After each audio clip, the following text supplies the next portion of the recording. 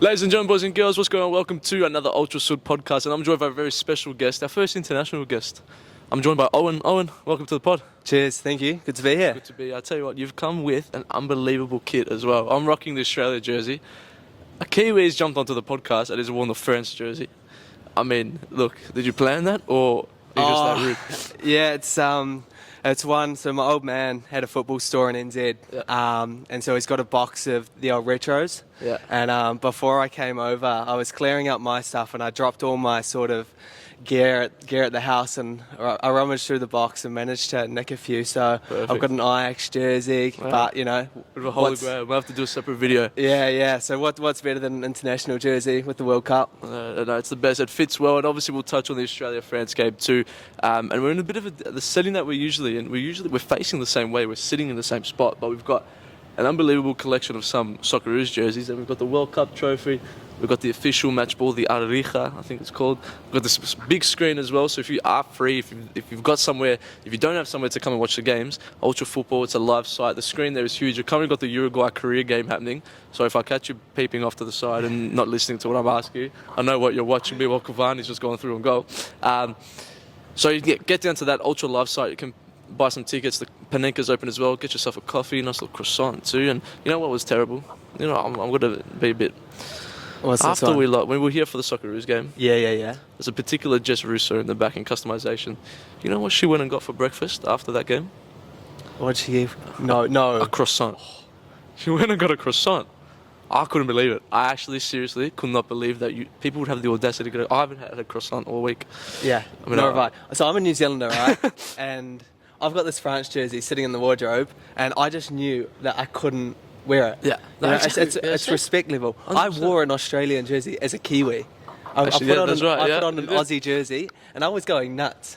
I tell you what, it's croissants. We've got to ban croissants. Hashtag ban croissants for the rest of the tournament. But Owen, before we get into it, tell us a bit about yourself. Michael Owen, is that your name?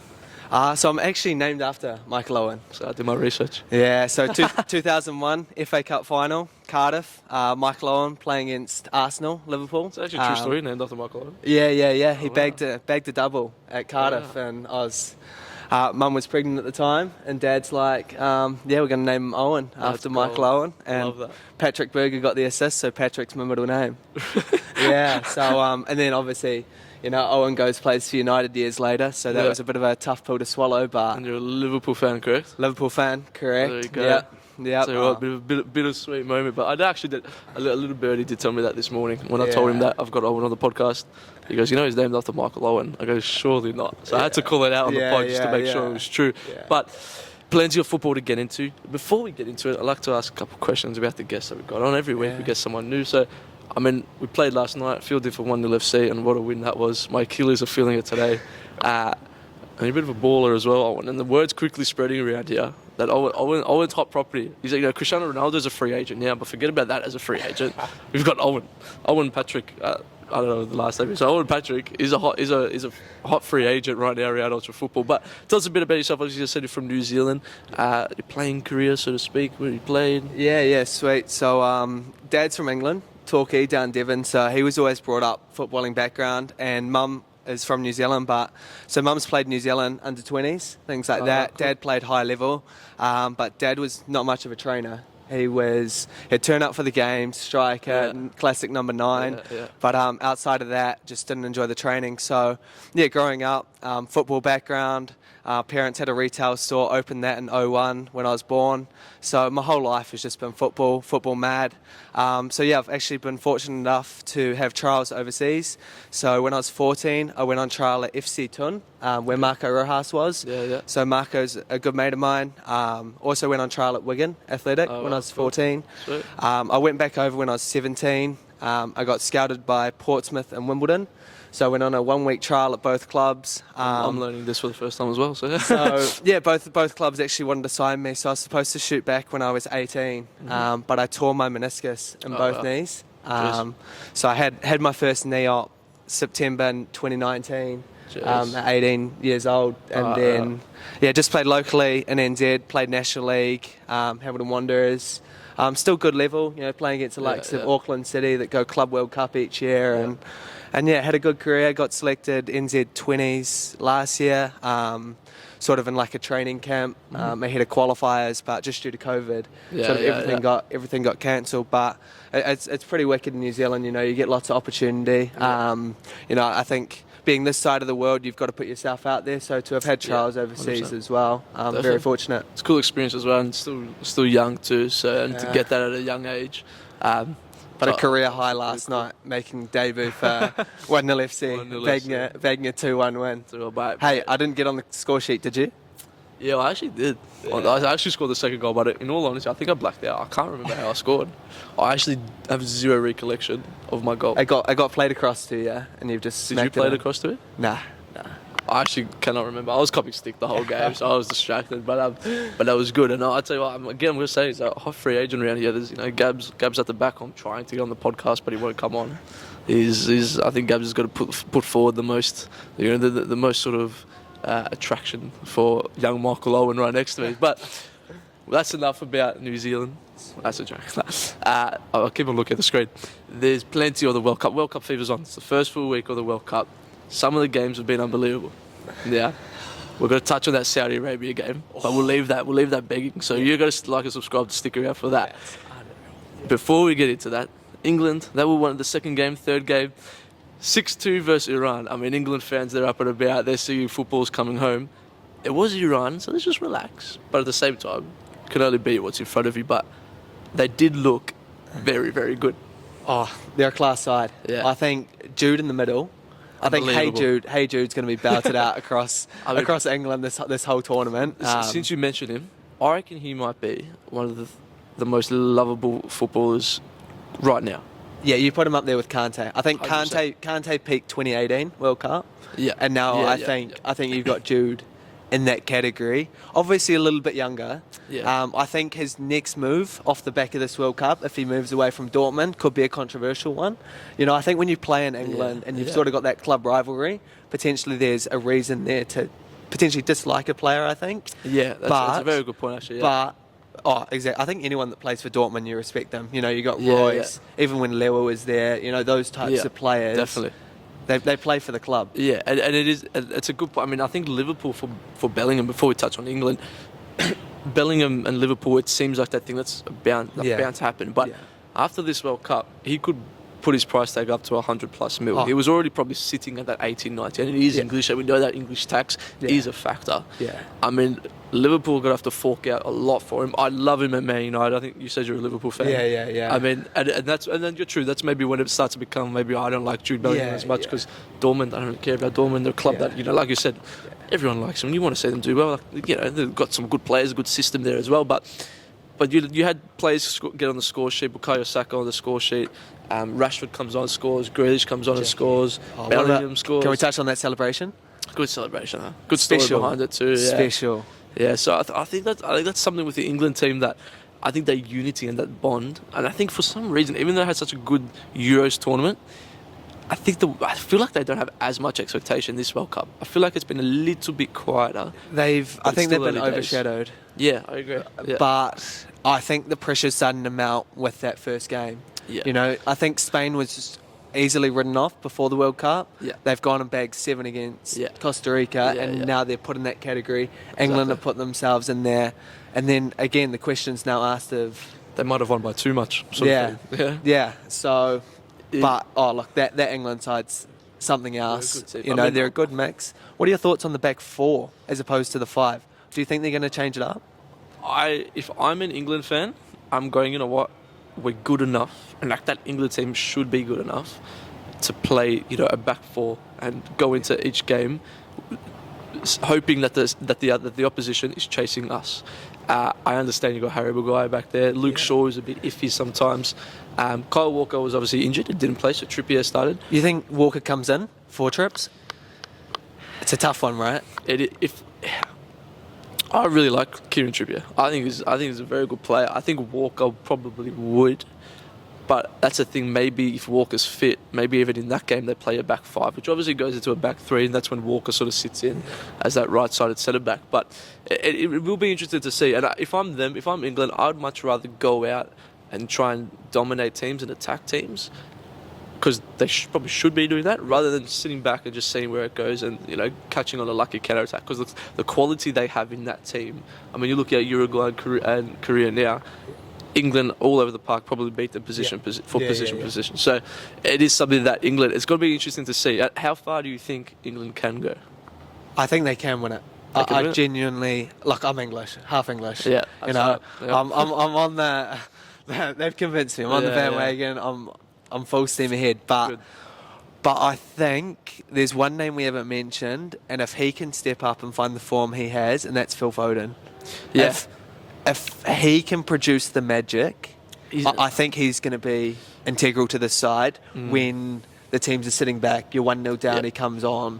What's he got? He's a player that can 100%. unlock any team in the world. Yeah. It's just whether he can find that form. And that's something that he's copped a bit of stick for in the past. I mean, he's still so young, but for England, he doesn't seem to get, whether it's Southgate not being able to get the best out of him, because Foden for City, we know how he's quite crucial in that sort of left-sided role now, not as much as a 10, but I think a Grealish or a Foden could play as the 10 in that England sort of setup, just feeding off Harry Kane. But again, if you're swapping and changing different sort of rotations, and they've got wingers for days, Rashford came off the bench, Grealish again can play on the left, you've got Saka, Sterling, so they've got an abundance of players that can play there.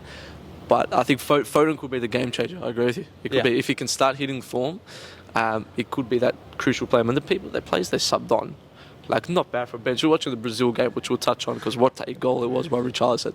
But the Brazil bench was unbelievable. Yeah. Rodrigo. That bench team would probably make the quarterfinals, semi-finals. Firmino doesn't make the squad. Exactly. Players. It's just exactly. So, but Brazil's a very, very solid team, which we'll touch on later. England's going to be interesting to see how England go. They've got a cool group. I quite like their group with Wales and USA as well. It's going to be two tough games. Yeah, I think that England England-USA one is...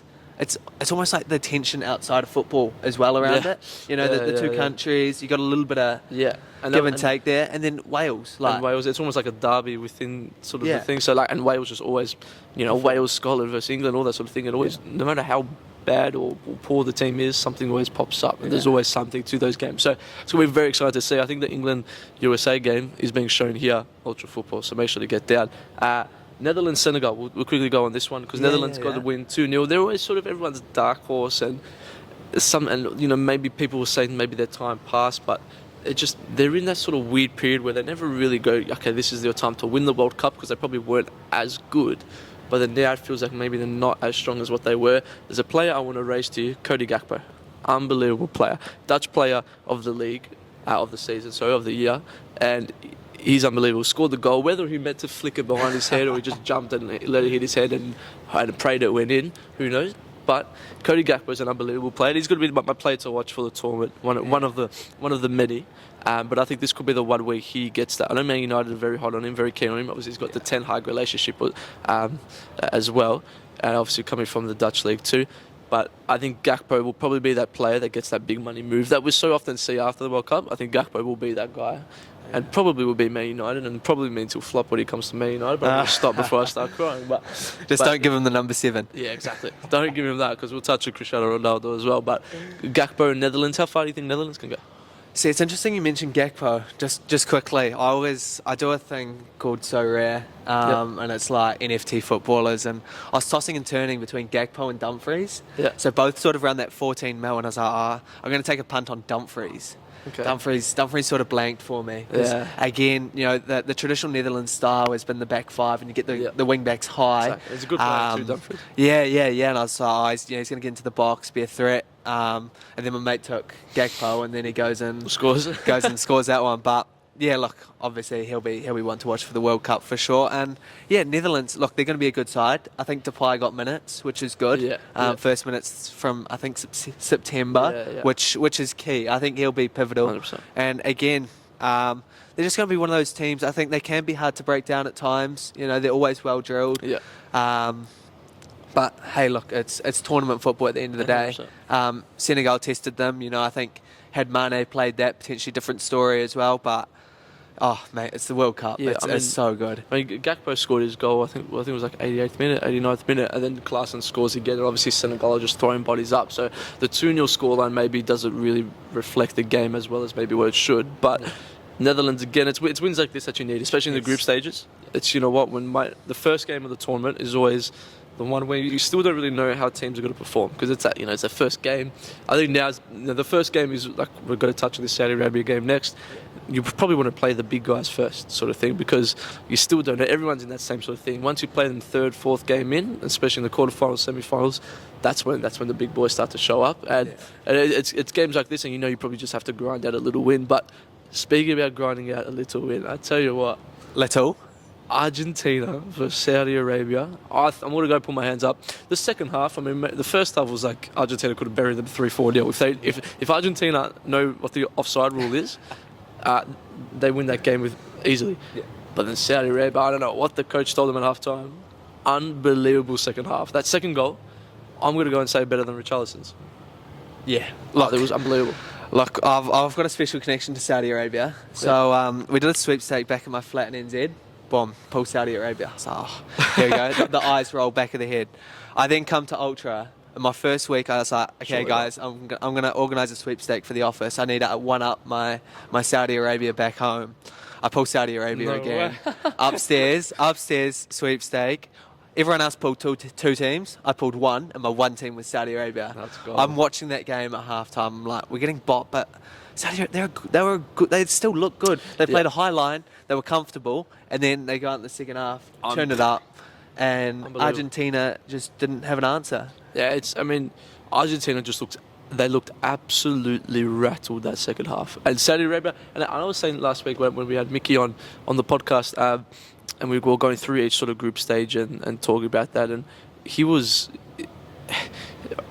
kind of saying teams like this and the Asian teams, they're pretty quick to get shut down. And Saudi Arabia is a team that Australia's had many encounters with, and they're not a sexy team. They're not a team that's got to play the best football, but they're not an easy team to break down. And they're a team that are going to roughen you up a little bit. They're going to be ugly, and sometimes a lot of these South American teams, like we saw, some of the European clubs as well, and countries, they don't like that sort of nitty and gritty stuff. They want to play football. Like Brazil today, Serbia was again that perfect sort of matchup where you're getting Brazil who want to play. They want to move the ball, and Serbia are happy just to go nice and tough and get that grit and dig their teeth in. And Saudi Arabia came out second half. The Saudi Arabia goalkeeper almost knocked his own team out. Bloke was out cold for a little bit. And Argentina, Messi scores the penalty, and we go, here it is, it's set, it's done. There we go. Messi's how got to go composed score a was he hat-trick. as well? Unbelievable hat-trick. Unbelievable penalty. And Saudi Arabia, now I'm going to ask the question. I think everyone was sort of saying Argentina, and then the second spot to get out of that group, mixed between Mexico and Poland. Mexico tend to do it World Cup after World Cup. I do not see a way Saudi Arabia don't get out of the group now. That's true. I don't know how they... They're flying. They're high. This is, and the crowd apparently was unbelievable. Yeah, and they said it was like a home game for them. Geographically, so they got to get more fans there. But the crowd, and you could hear it through the TV, the crowd was buzzing. It was so loud. And like you said, it also felt like a home game sort of for them. They had a national holiday the following day. Unbelievable. It's something. It's bigger than football, right? It's World Cup. World Cup is here. You see an upset like that. Obviously, you've got another upset, which I'm sure we'll touch on soon. But it's moments like that a country will cherish forever. If they get out the group, if you get out of a group with Mexico, Poland, and then one of the favourites, if not the favourite of the tournament, and you've stunned them 2-1. Unbelievable. Especially after going 1-0 down. 1-0 down, half-time, like you mentioned. Yeah. It's... Look, I don't know how far they can go. I don't know. Yeah. But if they play like that... Why not? For them getting out like Mexico and Poland obviously drawing 0-0, which there's been a couple of them this week, the first week of the World Cup, and that result helps them quite a lot. I'm sure they can probably grind another draw out against, and so we tend to say 4 points most of the time can see you go through as that second place team. Yeah. I very well think they could get a point from Poland or from Mexico. I think of Poland especially, because I think Poland, they're an interesting team in the World Cup. We had Mickey on, he's got a bit of Polish heritage, and Lewandowski misses the penalty. Yeah. And he's someone that I hope it doesn't stick around with him as his sort of legacy, but like him being unable to really put in performances for Poland and at the World Cup and on a really global stage, I think could be something that sticks around with him for a little bit. Yeah. So. Can we touch on Mexico keeper though? I'll tell you what. he's like it's World Cup. similar to how Michael Bublé only pops up every Christmas. Okocha, I tell you what, every 4 years he's back again. It's his time to shine. Yeah. Like, he must put on that jersey and just like. I never. Maybe you do. I never hear about him during the rest of the other I don't 3 even know years. what club he plays for, to be Yeah. fair. Probably some local club in Mexico, but Unbelievable. look, it's his time. Yeah. It's his time again. Yeah. So it's going to be interesting to see who does get out of that group. Let us know in the comments down below. I mean, could it be even as big as maybe a couple upsets here and there? Maybe Argentina, the pressures get into them a little bit. You know, maybe it could be something like that, but I don't think we've got to jump too on them straight away. I think Argentina will be still there in the final four, even maybe the winners. So, but Saudi Arabia, they got to get out the group too, and it's, you know what, Owen, it's the hope that kills you sometimes. It is. Because that game obviously happened the night before the Socceroos game. And We're sitting there, I had some mates in my house, like, you know what, I can't make Socceroos do this. Imagine the scenes. And I was buzzing for the game. It was an awesome game. The Saudi Arabia-Argentina game, and he was like, this is the World Cup. You know, I posted on my thing, like, that was outrageous. How good's the World Cup? And people are saying, unbelievable. That's what we watch it for, you know?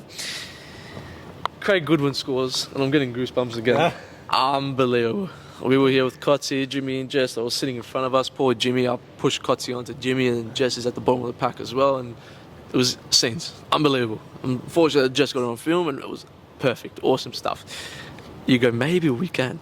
it was there. Yeah, maybe It was Socceroos can do something. there. They played well, opening 10. They had their own, keeping possession, and then they go score that. Yeah. Here I am hugging Lockie, a guy who I met 2 weeks ago with an Aussie jersey on as a Kiwi. But I felt like an Aussie. That was like a true Aussie moment, seeing you boys and girls in the room. It was just. And for some reason, I don't know if you've caught on to it. Maybe like for some reason you've got people here, because obviously the game here, it's not. We've got so many options for sports, and it's not as big. And we could have a whole different podcast on this, but it's a growing sport. Obviously, people like Ultra in this store here. It's stuff like that which helps grow it, and obviously having everyone here. Tony Armstrong was here from like ABC, whatever he does, and he was doing like the live sort of thing. Which just, I guess, brings that sort of emotion as well. And I clocked eyes with him once we scored two, and he's jumping up and down. It's just that raw emotion of like, okay, I mean, you tell people like, yeah, we might get a point, but you don't really, you know, until it happens, you're like, okay, maybe not. You know, until that starting lineup came out, I'm like, shit, they got Mbappe, Giroud, Griezmann, Dembele, you know, Tchouameni, Rabiot. I'm like, oh, okay. You know, and then Craig Goodwin out of everyone, you know, A-League star. For Adelaide United, I think he's a fan favourite as well for the Socceroos sort of thing. Like he's someone that deserves a bit of praise. He comes out, scores a goal, and it was unbelievable. Good finish. Like roof of the net. Yeah. And that's where you thought, okay, you know what, maybe what? Because we started off the first 10, 15 minutes really, really strong. Yeah. We actually had quite a bit of the ball. We defended quite well. And then obviously we went go and cop 4 goals, and that's all she wrote. But it's a thing of France, obviously France. They're the champions for a reason. Yes, they've got a lot of injuries, but similar to a Brazil situation, their second team can still probably push for the Final Four. What happens there for the Socceroos? I think that's where it gets interesting. Denmark, Tunisia drawing 0-0 again. Yeah. That Tunisia, I obviously didn't watch the game, but from what I read, from what I watched, Tunisia were the better team. I watched highlights. Yeah. I watched the extended highlights, and yet they had the better of the chances as well. Because I rate Denmark highly. Yeah. You know, they're coming off the back of obviously what happened last Euros. You know, they got knocked out by England, controversial pen, but they're a good side. And a lot of people sort of tipped them as their dark horse, or as their one to watch. 100%. So to see Tunisia, I guess, get a point for them, I guess it's a good result. But from what we're hearing, what we're saying, Tunisia were the better team. It's key. Aussie have to get it right. The Socceroos have to get it right tomorrow night. It's how good is the time as well? 9 p.m. Like unbelievable. 9 p.m. Saturday. Unbelievable stuff. Where are you going to watch it? You got to come down here, right? Yeah, we'll probably come down to Ultra. Pitch. It should be good. It should be very good. I know Fed Square will pop off a little bit as well, and go out after. Hopefully we win. But again, to take my Socceroos off for a second, Tunisia is not going to be an easy win. It's nowhere near. And I think you hear a lot of the people that maybe see it from the outside and you're not too familiar, I guess, not as sort of nerdy as maybe we are about everything. they go, yeah, 2-3-0 should easily beat Tunisia. That ain't gonna happen. I'd be very surprised if we do beat them 3-0. I think we can beat them, and I think we should beat them. And I think if we can continue, I guess, the good moments that we had and the good aspects that we had in that France game, I think 100% we'll give ourselves the best opportunity to beat Tunisia on Saturday. But if we don't show up, we could very well embarrass ourselves as well. Oh, exactly. You look at anyone that's had to get to the World Cup, their qualifying route, no one's got it easy. It's all tough. No one has it easy. So for a country like Tunisia, they can bop you. Yeah. They're that good that they can put you away. 100%. They'll punish you. And you've seen that time and time again. You make a mistake trying to play out from the back, bomb France, capitalise on it. But any team can do that to you. Any team can hurt you. Every team's got a threat. Definitely. And they're at the World Cup for a reason. Definitely, 100%. I totally agree. And it is going to be that interesting sort of thing of, we do beat Tunisia, let's say, touch wood, fingers crossed, please, pray. We do beat Tunisia. We pray that France beats Denmark, which should happen. Yeah. But again, knowing our luck, it's probably not going to happen. France should beat Denmark. All we then have to do, assuming France then beat Tunisia, is just scrape a point against Denmark and we go through. Is that too much to ask for? Like, I really, really hope it's not. But I think we've got to take it one game at a time. We've got to bring it to Tunisia. And we've got to be ruthless. I think one thing that I want to see is, I mean, obviously against France, you know your position, you know your role sort of thing. And you know that, okay, yes, we want to go and attack. Yes, we want to go and take it to them. We want to show that we're the better team. But at the same time, you know, if George Clooney, Johnny Depp and I don't know, David Beckham walk in the room, I know I'm not the best looking guy in the room. So you got to understand sometimes. Against Tunisia, though, we've got to make them chase us. I think we have to go, you know what, we're the better team here. Yeah. You've got to take the ball off us. You know, instead of us giving them too much credit. And Mark Schwarzer, former Socceroos keeper and stuff, he said, I think we gave them too much credit, France. He goes, we just sat back too much. And if there's a team that you don't want to sit back too much and give them time on the ball, because at the end of the day, they're best when they have the ball, as obvious as it sounds. When they have the ball, good luck getting it off them. And then giving them too much free ability to do that is obviously just got to hurt us. How about that one? You got Dembele, you don't get tight, he just knocks it around you, and that burst of speed. You got Mbappe on the other side. You give those lads time, space on the ball. They're going to turn you inside out. And I'll stick up for Nathaniel Atkinson a little bit, the young right back. He was copying a little bit of flack. I mean, you're going 1v1 against Kylian Mbappe. I go, Atkinson was at City. He's gone to Hearts. I think he's a very, very good right back for his level, sort of thing. And this is why the World Cup shows it. And Atkinson actually came out and goes, this is why he's earning 200 mil a year, sort of thing, and I'm where I'm at. And it is that thing of like, let's just, you know, the 9 times out of 10, there's professional, top-tier, world-class Trent Alexander-Arnold, Kyle Walker, right backs that get absolutely skinned by Kylian Mbappe as well.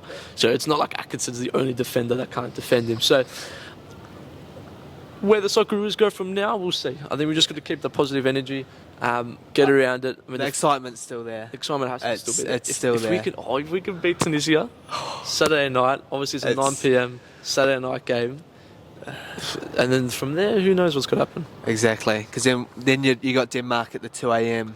midweek. But look, we can only look to Saturday night. Well, that group is still very well open. I guess 100%. Denmark could cause an upset against France. You know, France were copying a bit of stick before the group stage as well. And, you know, I actually said that they're not going to get out of the group stage. I think Denmark would go top and we'd sneak in second. But then I think France quickly turned around and said, hey, just relax. Another injury though. Hernandez left back. But then his brother comes ACL, in. I think it was. ACL, but his brother comes in and I think he got 2 assists. I think he kind of won him the game. Yeah, exactly. Which is such an Aussie luck. And like you said, that's the depth that squad have. Yeah, so definitely. And even they cop. There was a lot of talk about the injuries. Obviously, no Pogba, no Kante, but they've got some good players. Benzema as well. Giroud, obviously, but the last bit about the France-Australia game. Giroud obviously equaled, I think, the top goal scorer for France. Thierry Henry as well. You know, put your name up in lights, really. Yeah, unbelievable. Is Giroud one of the most underrated footballers 100% of all time? Like, you put his goal compilation together. Yeah. You've got some of the best goals I think you will ever see. Yeah. And hey, fair credit to Ultra. Do you see what they did that day? Free printing. Giroud. Giroud number 9. Yeah. That's I mean, he's